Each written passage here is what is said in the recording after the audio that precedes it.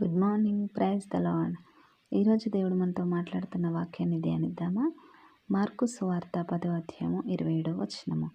యేసు వారిని చూచి, ఇది మనుషులకు అసాధ్యమే కానీ దేవునికి అసాధ్యము కాదు, దేవునికి సమస్తమును సాధ్యమే అనెను. ఇక్కడ మనం వాక్యం ధ్యానించినట్లయితే దేవునికి అసాధ్యము కాదంటండి. ఏది అసాధ్యం కాదు, దేవునికి సమస్తము సాధ్యమే.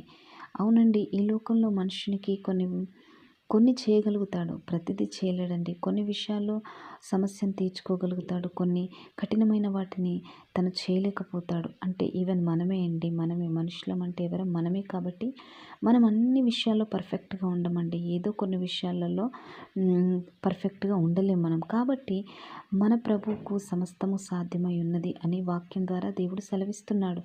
ఇంత సామర్థ్యం కలిగిన దేవుడు, సమస్తము సాధ్యమై ఉన్నటువంటి దేవుడు, ఈ లోకానికి సృష్టికర్త అయినటువంటి దేవుడు, ఈ లోకానికి రాజు ఉన్నవాడు, అధికారం కలిగిన దేవుడు, ఈ సృష్టికి పునాది వేసిన దేవాతి దేవునికి సమస్తము సాధ్యమే అని మనము ఫస్ట్ గుర్తెరిగి ఉండాలి. మన ప్రభువుకి సమస్తము తెలుసు.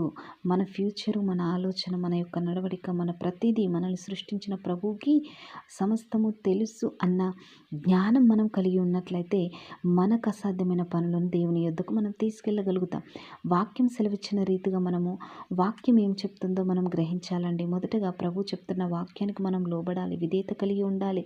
అప్పుడు దేవుడు మనల్ని గమనిస్తాడు. మన హృదయాన్ని ఎరిగి ఉన్న దేవుడు కాబట్టి నా బిడ్డ నా మీద ఆశ కలిగి ఉంది, నేను చేస్తానన్న దృఢ నిశ్చయితతో ఉంది అని ప్రభువు మన యొక్క ప్రార్థనను, మన యొక్క ఆలోచనను ఎరిగి మనకు సమస్తము సాధ్యం చేస్తాడండి. మనం అసాధ్యం అనుకున్న పనులను, మనకు ఇది కాదు, ఇది నా వల్ల కాదు, ఇది నేను చేయలేనని కఠినమైన పనులను ఈ సమస్యను ఎదుర్కోలేను నేను అని మనము గ్రహించినట్లయితే ప్రభు ఆ విషయం పట్ల దేవుడు మనకు సాధ్యపరుస్తాడండి. కాబట్టి మనం ప్రతిదినము వింటున్న వాక్యాన్ని మన హృదయంలో భద్రపరచుకోవాలి. వాక్య ప్రకారం మనము జీవించాలి.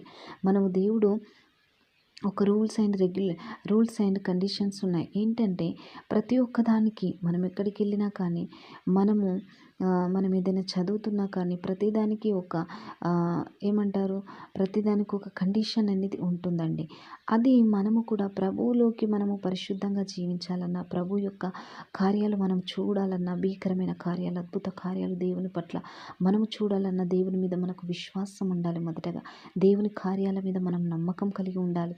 మొదటగా ప్రభు యొక్క ఆజ్ఞలు మనం లోబడి ఉండాలి. ప్రతిసారి తప్పులు చేస్తూ ఉంటే ప్రభు మనకి క్షమిస్తాడు అనుకొని మనం మాటికి తప్పులు చేయకూడదు. ఎందుకంటే ప్రభువు ప్రేమగల దేవుడు, అఫ్కోర్స్ కఠినం గల దేవుడు కూడా అండి. అందుకే మనం ప్రభు